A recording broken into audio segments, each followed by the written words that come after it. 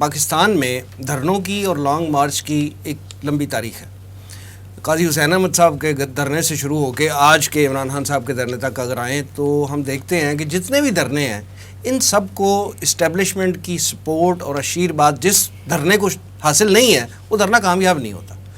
اور at present جو apparently لگ رہا ہے عمران خان کو اس وقت جو اس کا جو لانگ مارچ ہے اس کو اسٹیبلشمنٹ کی سپورٹ حاصل نہیں ہے، تو کیا آپ کو یہ لانگ مارچ اس حوالے سے کامیاب ہوتا ہوا نظر آتا ہے؟ آپ دیکھیں اس سے پہلے 2014 ہے میرا خیال ہے جب وہ اس نے دھرنا دیا 126 دن قادری کے ساتھ مل کے اور 126 دن جی اس نے دھرنا دیا، لیکن اس کا تو کوئی، حالانکہ اس وقت سافٹ کارنر اسٹیبلشمنٹ کا اس کے ساتھ تھا، لیکن اس کے باوجود اس کا کوئی رزلٹ نہیں نکلا کیونکہ وہ کراؤڈ جو ہے وہ مینیجیبل تھا۔ یہ ہمیشہ ذہن میں رکھے جب آپ دھرنوں کی بات کریں نا،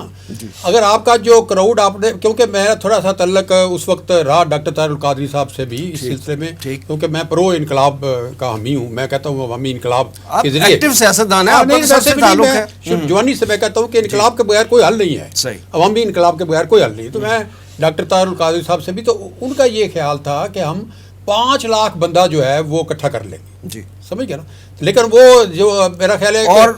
طاہر القادری صاحب نے کہا تھا کہ اس وقت کے آرمی چیف نے یہ مطالبہ بھی کیا تھا کہ 5 لاکھ بندہ اکٹھا کر لیں تو پھر ہم آ جائیں گے۔ ہاں بالکل بالکل، یہ بات ٹھیک ہے آپ کی، وہ انڈرسٹینڈنگ تھی۔ میٹر یہ کرتا ہے کہ عمران خان کتنے بندے اکٹھے کر سکتا ہے اس وقت، فیصلہ کون وہ کریں ہوں گے۔ اگر تو 2 لاکھ بندہ اکٹھا ہو جاتا ہے پھر آپ یہ سمجھ لیں کہ الیکشن جو ہے وہ مارچ میں ہو جائے گا۔ اچھا ہاں، پھر وہ کیونکہ عوام کی ایک بہت بڑی طاقت ہوتی ہے جی، عوام کے ساتھ فوج نے لڑنا تو نہیں ہے نا، خدا نخواستہ، وہ تو پھر ان کو سرنڈر کرنا پڑے گا فوج کو۔ لیکن یہ 2 لاکھ بندہ اکٹھا کرنا یہ ایک امتحان ہے بہت بڑا، جو میں سمجھتا ہوں کہ کوئی آسان بات نہیں ہے، کیونکہ یہ ان کے ساتھ جو ساتھ دینے والے ہیں وہ ہیں مڈل کلاس کے لوگ ہیں۔ وہ مڈل کلاس کو نہیں، یہ تو جیسے پیپلز پارٹی کے ساتھ ہے نا مزدور کسان، میں تو اس کا عینی شاہد ہوں، اس میں مجھے تو پتہ ہے وہ غریب عوام تھے، غریب عوام، ٹانگا چلانے میں ریڑھی والے، دوسرے وہ سارے نکل آتے تھے پورے۔ تو یہ اس کے ساتھ ہے وائٹ کالر لوگ، تو وائٹ کالر لوگوں سے آپ یہ توقع کریں کہ وہ آ جائیں، اور جس طرح یہ خاکوانی صاحب نے کہا کہ آگے سردی بڑھ رہی ہے تو وہ بیٹھے رہیں گے کوئی 1 ہفتہ، ظاہر ہے کم از کم 1 ہفتہ 8-10 دن تو بیٹھے نا پریشر بلڈ کرنے کے لیے۔ تو وہ اس پہ ہی اوپر ڈپینڈ کرتا ہے کہ اگر تو وہ، اب عمران خان کوشش یہ کر رہا ہے کیونکہ پنجاب میں اس کی حکومت ہے، اس کو سپورٹ مل رہی ہے، شیر رشید نے جیسے بیان بھی دیا ہے جی کہ ہم مہمان نوازی کریں گے، وہاں دیگیں پکائی جائیں گی، تو ہمیشہ یہی کہا کرتے ہیں کہ ہم وہ اکٹھا کریں گے پنڈی میں اسیسمنٹ کرنے کے لیے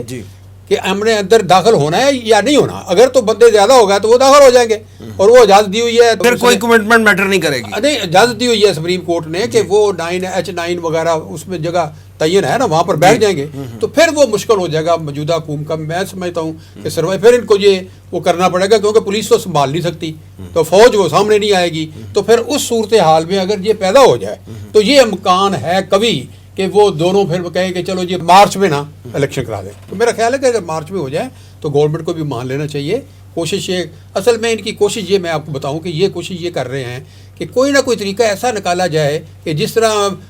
نواز شریف کو نائل قرار دے دیا تھا 2018 میں، تو اب 2023 کے جو الیکشن سے پہلے عمران خان کو کسی طریقے سے نائل قرار دے دی۔ یہ بھی اس کی کوشش ہے، یہ کنسپیرسی ہے۔ اچھا، یہ بھی ایک کنسپیرسی میں چل رہی ہے آپ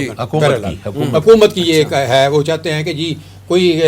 فارن فنڈنگ کیس ہو، کوئی ہو کچھ، ہم جیسے کہ اگر وہ میاں نواز شریف ہو سکتا ہے تو یہ کیوں نہیں ہو سکتا؟ تو یہ بھی اس کو بھی رول آؤٹ نہیں کرنا چاہیے کہ یہ بھی ایک، یہ تو پھر کام عدلیہ نے کرنا ہے نا۔ ہاں، یہ عدلیہ نے کرنا ہے، ظاہر ہے وہ تو عدلیہ کے اوپر ہے، عدلیہ نے پہلے بھی عدلیہ نے کیا، ابھی وہ عدلیہ نے کرنا ہے۔ تو یہ بھی چاہتے ہیں کہ بھائی ویسے تو یہ قابو آ نہیں سکتا، اگر خدا نخواستہ اس کو آپ نااہل قرار دیتے تھے تو الیکشن ہی بدل جائے گا، پھر ظاہر ہے وہ تو الیکشن بدل جائے گا نا، وہ الیکشن جو ہے وہ فیور میں چلا جائے گا، اینٹی جو عمران ہے نا ان کے فیور میں وہ چلا جائے گا، لوگ کہیں گے یار ہمارا لیڈر ہی نائل ہو گیا ہے، ہم نے ووٹ کیا ڈال لیں۔ تو یہ صورتحال بڑی انفارچونیٹ ہے ملک کے لیے، اس لیے ہم یہ سمجھتے ہیں،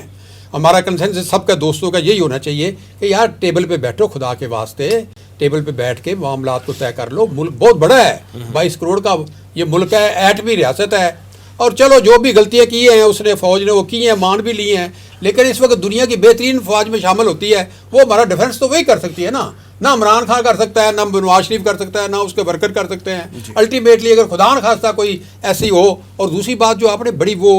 سینسٹیو بات جو کی تھی نا انڈیا والی، میں سمجھتا ہوں کہ یہ ایسی سمپل بات نہیں ہے، انڈیا ہمیشہ فائدہ اٹھاتا ہے پاکستان کی اندرونی صورتحال سے وہ ہمیشہ فائدہ اٹھانے کی کوشش تو کرتا ہے. دشمن ہے نا جی، وہ وہ تو اپنا دشمن ہے. کام کرے گا. وہ ڈیسٹیبلائز کرنا چاہتا ہے, پاکستان کو اندر سے توڑنا چاہتا ہے, اور اس لیے وہ جو عمران خان کو بڑا وہ ویلکم کر رہا ہے, تو اس کا یہی وہ موٹو ہے کہ یہ اندر سے اور زیادہ یہ جو ایک خلیج ہے نا عوام اور فوج کے درمیان, وہ انفارچونیٹ ہو رہی بڑھ رہی ہے, دن بدن بڑھ رہی ہے عمران خان کی وجہ سے. یہ عمران خان کو اس طرح کا بیانیہ نہیں لینا چاہیے. نوجوان ہیں, کچے ذہن کے لوگ ہیں نوجوان, پتہ ہے ان میں تو اتنی بصیرت نہیں ہے کہ وہ ملک کا انٹرسٹ دے سکے. ان کو آپ فوج کے خلاف کرتے رہے ہو, ہر وہ کہتے ہو جی اس کو ننگا کر کے مار دیا, وہ بھائی کتنی کر بات ہے, وہ اس کی وجہ سے بڑی زیادتی ہوئی ہے. اب سپریم کورٹ نے اس کا نوٹس بھی لے لیا ہے, لینا چاہیے. آئین اور قانون کے خلاف کوئی بات نہیں کرنی چاہیے. اور اب اگر فوج نے یہ اوپنلی کہہ دیا ہے کہ بھائی ہم سیاست میں رہیں گے, تو آپ ان کو کھینچنے کی کوشش کر رہے ہیں, تو ادھر سے وہ کھینچ جائے, تو یہ بڑی زیادتی کی بات ہے. ملک کا سوچیں, ملک کا جو لارجر انٹرسٹ ہے ان کو سوچیں, نیشنل انٹرسٹ کے ساتھ چلیں